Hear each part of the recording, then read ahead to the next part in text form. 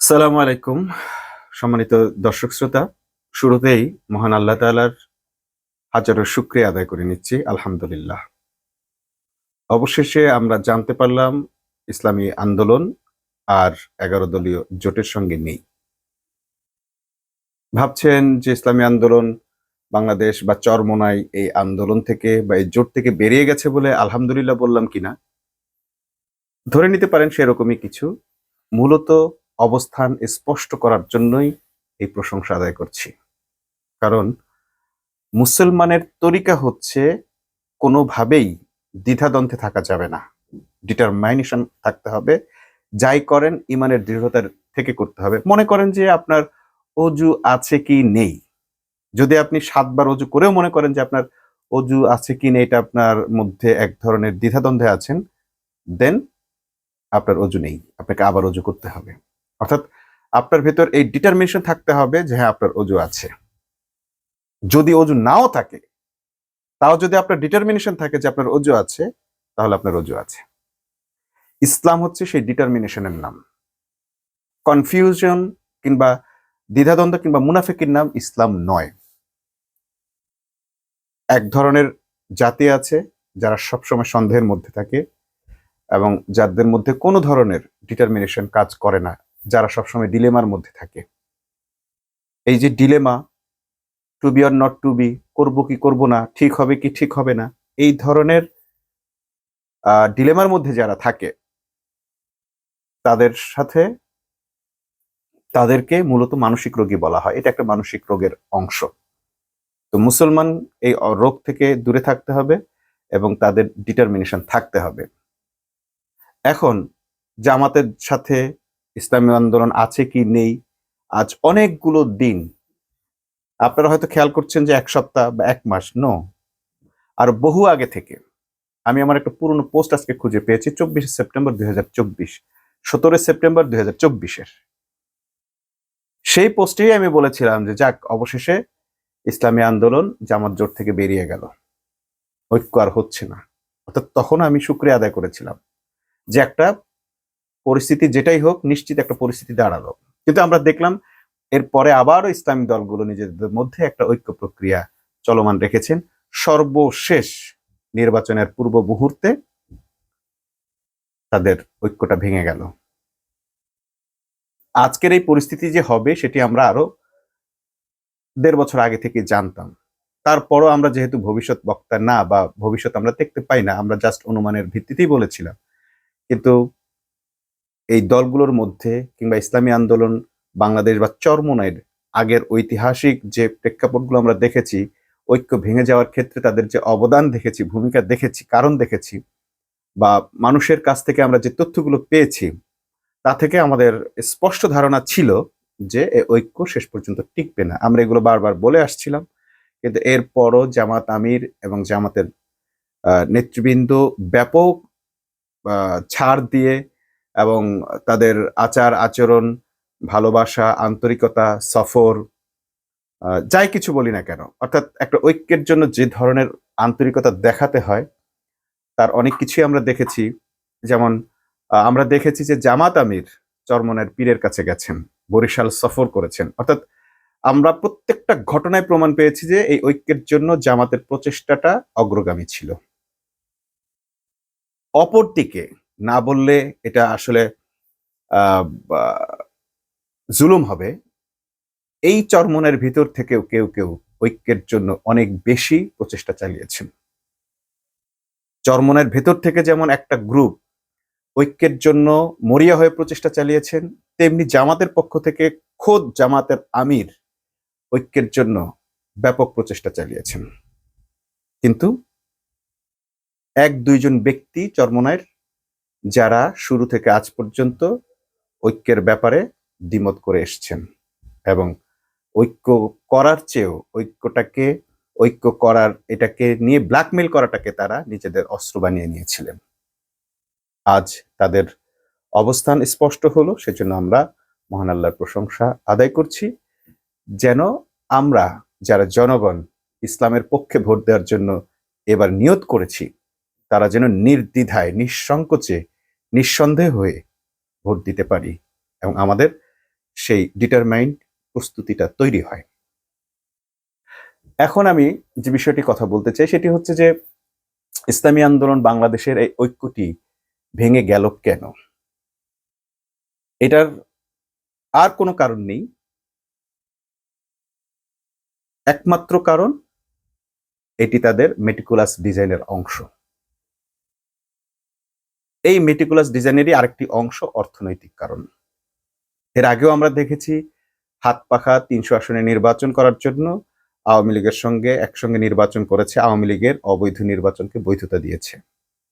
যখন আর সকল দল আওয়ামী লীগকে প্রত্যাখ্যান করেছে, বিশেষ করে জামাত বিএনপি প্রত্যাখ্যান করেছে, বাংলাদেশের সর্ববৃহৎ দলগুলো প্রত্যাখ্যান করেছে, জনগণ প্রত্যাখ্যান করেছে, কুত্তামারা নির্বাচন কিংবা ভোটারবিহীন নির্বাচন বলা হয়, যেগুলোকে রাতের ভোট, ডামি ভোট বলা হয়, সেগুলোকেও বৈধতা দিয়েছিল এই চরমোনাই তথা ইসলামী আন্দোলন বাংলাদেশ। কিন্তু পরবর্তীতে তাদের কিছু নাটকীয় পরিবর্তন জনগণের মধ্যে আস্থা জাগিয়ে তুলেছিল, জামাতের মধ্যে আস্থা জাগিয়ে তুলেছিল, এবং যারা মিশনারি অর্থাৎ ইসলামের দাওয়াত মানুষের কাছে পৌঁছে দেওয়ার জন্য কাজ করেন, তারা মনে করেন যে আবু সুফিয়ানের মতো লোকেরা, ইসলামের শত্রুরাও একদিন না একদিন ইসলামের পক্ষে যেহেতু চলে আসতে পারে, তাহলে এরাও একদিন ভুল বুঝে হয়তো ইসলামের ঐক্যের জন্য ত্যাগ ও কোরবানি করার জন্য প্রস্তুত হবেন। কিন্তু আমরা সর্বশেষ দেখলাম কেবলমাত্র আসন ভাগাভাগির এই সমঝোতায় পৌঁছতে না পেরে তারা ঐক্য ভেঙে দিলেন। যদি বলা হয় যে আসন ভাগাভাগিতে জামাতও তো ছাড় দিতে পারত, এখানে একটি বিষয় বলে রাখা ভালো। আসন ভাগাভাগি অনেকেই মনে করছেন জামাত করেছে, এই ভাগাভাগিটি আসলে জামাত করেনি। এই আসন ভাগাভাগির জন্য বিভিন্ন ধরনের ইন্টারনাল জরিপ হয়েছে এবং এই জরিপগুলো সর্বদলীয় জরিপ হয়েছে, অর্থাৎ জামাতের লোক, ইসলামী আন্দোলন বাংলাদেশের লোক এবং কমিটিগুলো প্রত্যেকের অন্যান্য দল থেকে 11 দল থেকে লোক দিয়ে এই ধরনের অ্যানালিসিস গুলো করা হয়েছে, জরিপগুলো করা হয়েছে। তো জরিপে দেখা গেছে যে যেখানে যার অবস্থান শক্ত, তো সেখানে তাকে প্রার্থী দেওয়ার ক্ষেত্রে তারা সম্মিলিতভাবে একটি সিদ্ধান্ত নিয়েছিল। অবশেষে সেই সিদ্ধান্ত ভায়োলেশন করলো। যারা সিদ্ধান্ত নিয়েছিলেন যে হ্যাঁ আমরা জরিপের মাধ্যমে যে রেজাল্ট আসবে তার ভিত্তিতে আসন বন্টন হবে, কিন্তু সর্বশেষ আমরা দেখলাম সেই আসন বন্টন তারা মেনে নিতে পারলেন না।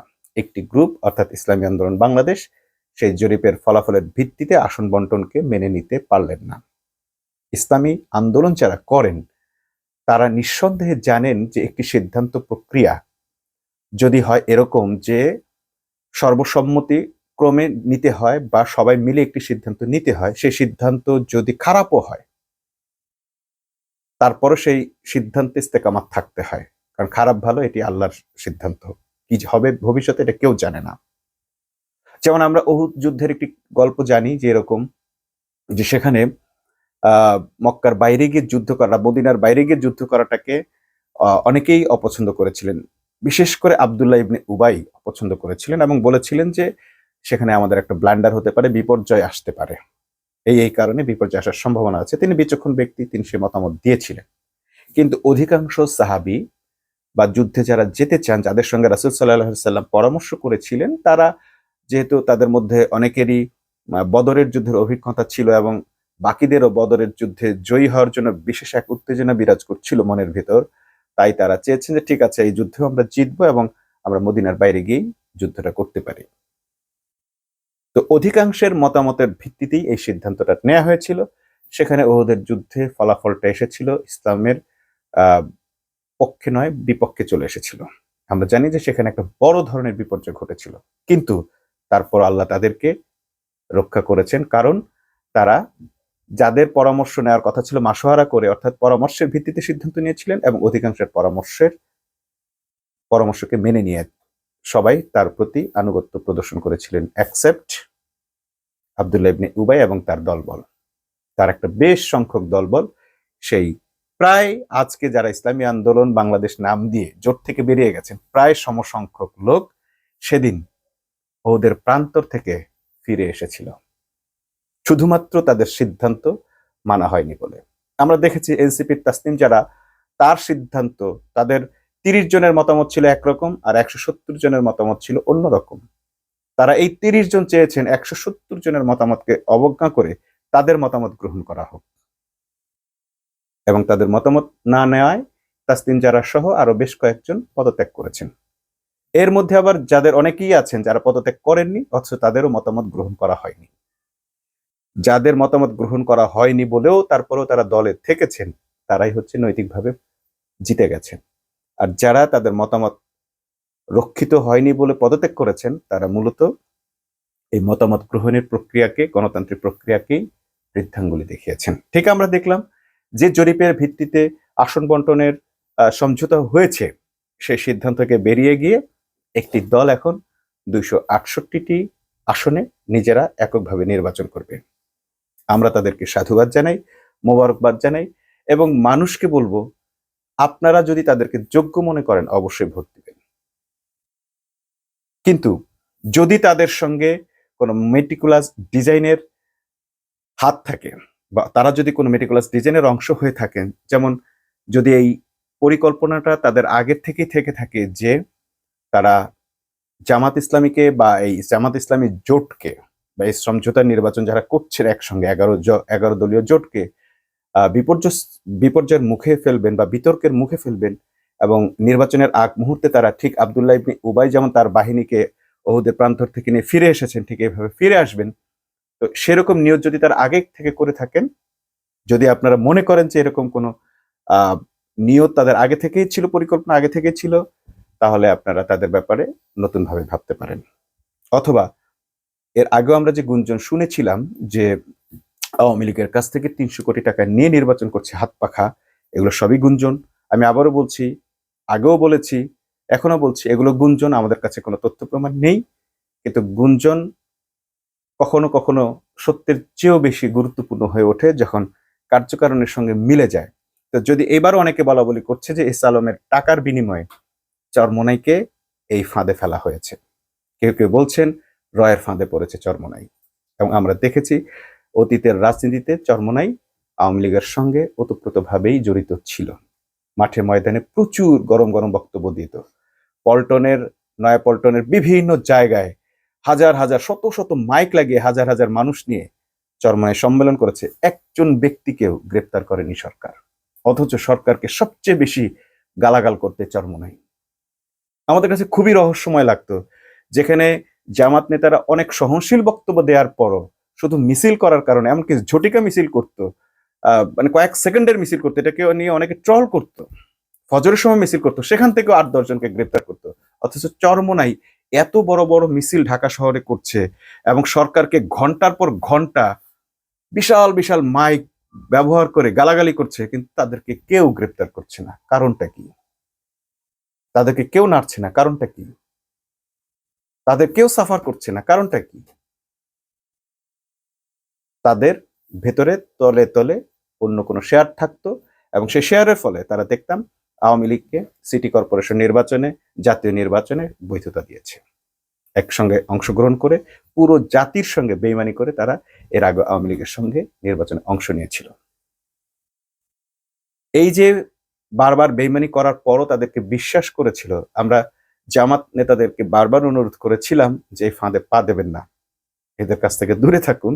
কিন্তু আমাদের পরামর্শ জামাত নিতে অবশ্যই বাধ্য নয়। জামাতের ইন্টেলেকচুয়াল টিম আছে, তাদের মুসলিসুরা আছে, তার চেয়ে বড় কথা হচ্ছে তাদের ক্ষুধা আছে, ইসলামী দলগুলোকে ঐক্যবদ্ধ করার প্রাণান্তকর চেষ্টা আছে। আমি জানি, আমরা বিশ্বাস করি যে তারা আরো সামনেও এরকম আরো বহু উদ্যোগ নেবেন ঐক্যবদ্ধ নির্বাচনের জন্য। এমনকি যদি চরমোনাই এরপরও ফিরে আসে, তারা হয়তো বলতে খারাপ লাগবে বা নির্লজ্জের মতো হবে, কিন্তু মানে তারপরও তারা হয়তো আবার আগ্রহী হবেন, কারণ তারা মনে করেন যে ইসলাম ঐক্যবদ্ধ হলে শক্তিশালী হবে, তাই হয়তো তারা আবারও সে ঐক্যের দিকে কেউ আহ্বান করলে তারা এগিয়ে যাবেন। কারণ আমরা এর আগে দেখেছি বহুবার গোলাম আজম থেকে শুরু করে আব্বাস আলী খান, গোলাম আজম, মতিউর রহমান নিজামী, 4 দলীয় জোটের যে যারা ছিলেন মুফতি আমিনী, আর অনেকেই এই ধরনের ঐক্য প্রক্রিয়া, ওবায়দুল হক, আর অনেকের মাধ্যমে এই ধরনের ঐক্য প্রক্রিয়ার চেষ্টা হয়েছে, এবং সেগুলোতে জামাত সবচেয়ে বেশি ছাড়, সবচেয়ে বেশি অগ্রগামীও হয়েছিল, কিন্তু শেষ পর্যন্ত সে ঐক্যগুলো হয়নি। এই যে বারবার ঐক্য ভেঙে যাচ্ছে, হচ্ছে না, তারপরও তারা এই চেষ্টা চালিয়ে যাচ্ছেন এবং ভবিষ্যতেও তারা চালিয়ে যাবেন। তো তাদের ব্যাপারে আমাদের কোনো মতামত নেই, কিন্তু আমরা জনগণ মোটামুটি ডিটারমাইন্ড যে আব্দুল্লাহ ইবনে উবাইয়ের মতো একটা দল অবশ্যই বাংলাদেশে থাকবে, যারা ঠিক যুদ্ধের পূর্ব মুহূর্তে দল ত্যাগ করে, জোট ত্যাগ করে, তাদের নিজেদের সিদ্ধান্তে অটল থেকে মুসলমানদের বৃহৎ শক্তিকে বিপদের সম্মুখীন করবে। তো যারা এই 11 দলীয় জোটকে, মুসলমানদের বৃহত্তর জোটকে বিপদের মুখে ফেলার জন্য এই কৌশলটি করেছেন, কিংবা কোনো স্বার্থের জন্য এই ধরনের একটি ইসলামী ঐক্যের প্রক্রিয়াকে বৃদ্ধাঙ্গুলি দেখিয়েছেন, তারা সেই রেজাল্ট অবশ্যই জনগণের কাছ থেকে ভোটের ময়দানে পাবেন এবং আল্লাহর কাছ থেকেও পাবেন। এটা আমরা অতীতের রাজনীতি থেকে, অতীতের ইসলামী আন্দোলন থেকে, ইসলামের ইতিহাস থেকে দেখতে পেয়েছি। সর্বশেষ যে কথাটি বলতে চাই, এত কিছুর পরেও আমরা কেন ঐক্যের পক্ষে ছিলাম? এই কারণে ছিলাম, কারণ রাস্তাঘাটে নামলে আমরা দেখেছি আগে যেভাবে চরমোনাই এবং জামাতের লোকদের মধ্যে এক ধরনের মতবিরোধ ছিল, সম্পর্কের অবনতি ছিল, এই 1.5 বছর একটা অত্যন্ত সুন্দর সম্পর্ক বিরাজ করছিল। রাস্তাঘাটে মানুষ বলছিল যদি ইসলামী দলগুলো ঐক্যবদ্ধ হয় তারা জিতবেই। আমি বহু রিকশায়, বহু অটোতে, চলার পথে, গাড়িতে, এখানে সেখানে বহু মানুষের কাছে এই ধরনের একটি অ্যাজাম্পশন, তাদের এরকম একটি প্রত্যাশা শুনেছি যে যদি জামাত এবং ইসলামী দলগুলো এক হয় তাহলে তাদেরকে কেউ ঠেকাতে পারবে না। তো মানুষের এই যে পারসেপশন, এই পারসেপশনটা গুরুত্বপূর্ণ এবং মানুষের পারসেপশনকে গুরুত্ব দিয়েই আমরা এতদিন চেয়েছি যে জামাত এবং ইসলামী আন্দোলন বাংলাদেশ এবং অন্যান্য ইসলামী দলের ভেতর একটা ঐক্য হোক। আজ যে মানুষেরা এই ঐক্যবদ্ধ নির্বাচন চেয়েছেন বা ঐক্যবদ্ধভাবে ইসলামকে জয়ী করার চেষ্টা চেয়েছিলেন, তাদের মনে নিশ্চয়ই আঘাত লেগেছে, আমাদের মনে আঘাত লেগেছে। এই আঘাত যারা দিয়েছেন, নিজেদের স্বার্থে দিয়েছেন, কয়েকটি সিটের জন্য দিয়েছেন, আমরা অবশ্যই তাদের কথা ভোটের ময়দানে মনে রাখব। তবে এইটুকু প্রত্যেকের কাছেই আশা করি, সেটি হচ্ছে যে জোট হোক না হোক, নির্বাচন যেভাবে হয় হোক, আপনারা নিজেদের মধ্যে কাদা ছোড়াছুড়ি করবেন না এবং মারামারি করবেন না। কারণ এই নির্বাচনের জন্য নিজেদের আপন আত্মীয় স্বজন, রক্তের সঙ্গে বা মুসলমানে বিষোদ্গার তৈরি করে পরিস্থিতিকে ইসলামের শত্রুদের জন্য আরো বেশি সহজ করে দিবেন না। আর যদি করতে চান তাও করতে পারেন, সেটা আপনার ইজ আপ টু ইউ, আপনারা যা খুশি করতে পারেন। কিন্তু আমরা যারা এই ইসলামী দলগুলোকে ঐক্যবদ্ধ চেয়েছিলাম এবং আমরা যারা বেইমানি করতে পারে এমন দলগুলোকে এই জোট থেকে বেরিয়ে যাক মনে মনে চেয়েছিলাম, আজকে তাদের মনের আকাঙ্ক্ষা পূরণ হয়েছে। আল্লাহর কাছে শুকরিয়া আদায় করছি এবং আমরা আশা করছি এই ঘটনা অবশ্যই ইসলামের জন্য, মানুষের জন্য, বাংলাদেশের জন্য কল্যাণকর হবে এবং অবশ্যই আল্লাহ বেঈমানদের হাত থেকে বাংলাদেশকে রক্ষা করবেন, এটা আমাদের দৃঢ় বিশ্বাস। কারণ কখনোই ইসলামের শত্রুরা ফু দিয়ে ইসলামের আলো নিভিয়ে দিতে পারেনি এবং পারবেও না। ইসলামের শত্রুরা ইসলামের ছদ্মবেশেই সবচেয়ে বেশি ইসলামের ক্ষতি করেছে, যেটি আমরা দেখেছি পাকিস্তানে যখনই ইসলামের পক্ষের কোনো শক্তি ক্ষমতায় এসেছে বা আসার কাছাকাছি এসেছে, তখনই ইসলামী অপর শক্তিগুলো সেই ইসলামী শক্তিগুলোকে দমিয়ে দিয়েছে। শেষ মুহূর্তে আমরা দেখলাম যে ইমরান খানকেও পরাজিত করেছে যে দলটি বা যে দলটির বেইমানি, সেটিও একটি ইসলামী দল। অথচ ইমরান খান ছিলেন ইনসাফের পক্ষের একজন শাসক, তার সরকার দুর্নীতি বিরোধী এবং ইনসাফের পক্ষের একজন শাসক ছিলেন। তাকেও যারা পরাজিত করেছে, সেই পরাজিত দলে যারা ছিল, পরাজিত যারা করেছেন সেই ষড়যন্ত্রকারীদের মধ্যে এই ধরনের ইসলামী দলও ছিল, ডিজেল হুজুরের দল ছিল, যারা একটি মন্ত্রণালয়, একটি মন্ত্রিত্ব নেওয়ার জন্য কাশ্মীরের মতো একটি ইসলামিক ভূখণ্ডের সঙ্গে বেইমানি করেছেন, কাশ্মীরের জনগণের সঙ্গে বেইমানি করেছেন বলে অনেক তথ্য প্রমাণ আন্তর্জাতিক মিডিয়াতে আছে। তো এই ডিজেল মার্কা হুজুরদের জন্য ইসলামের ক্ষতি হবে, ইনসাফের ক্ষতি হবে, কিন্তু এটা খুব বেশি দিন জনগণ মেনে নেবে না। বাংলাদেশের জনগণ অনেক কিছুতেই আজকে মুসলিম বিশ্বের জন্য রোল মডেল, বিশেষ করে 24-এর গণ অভ্যুত্থান মডেল, আবু সাইদের বুকের তাজা রক্ত বিলিয়ে দেওয়াটা মডেল, হাদির জেনে শুনে তার মৃত্যু সুনিশ্চিত জেনেও সত্যের জন্য, ইনসাফের জন্য জীবন দেওয়াটা মডেল। বাংলাদেশের ইসলামী আন্দোলন, বাংলাদেশের মানুষের ইনসাফের জন্য আন্দোলন, সারা বিশ্বের জন্য, বিশেষ করে মুসলিম বিশ্বের জন্য রোল মডেল। আমরা আশা করছি আগামী নির্বাচন বাংলাদেশের মানুষের জন্য এবং বিশ্বের মুসলিম জনগোষ্ঠীর জন্য, রাজনৈতিক বিভিন্ন দলের জন্য রোল মডেল হবে ইনশাআল্লাহ। সকল রাজনৈতিক দল তাদের শিষ্টাচারকে মনে রেখে নিজেদের মতো রাজনীতি করুন, নিজেদের মধ্যে কাদা ছোড়াছুড়ি বন্ধ করে যে যেভাবে পারেন জেতার চেষ্টা করেন। সবার জন্য শুভকামনা রইল। আল্লাহ হাফেজ।